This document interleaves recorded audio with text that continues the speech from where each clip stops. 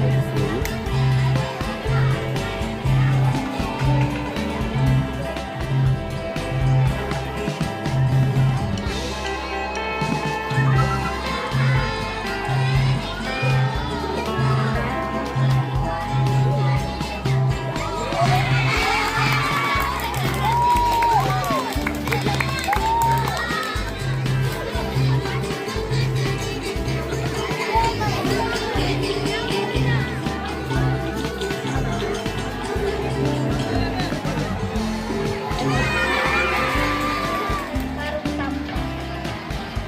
Di saat orang lain tertidur nyenyak, kami sibuk mencari sebuah nasi, ditemani dengan karung sampah yang bau.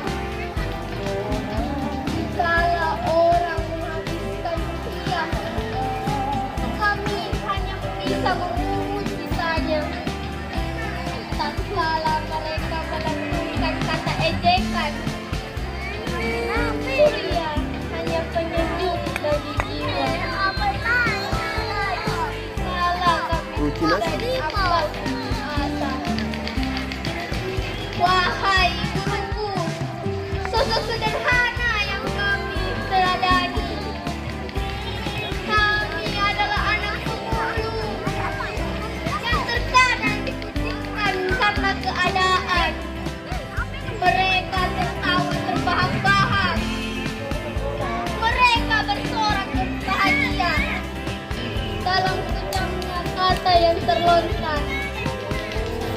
Wahai guruku,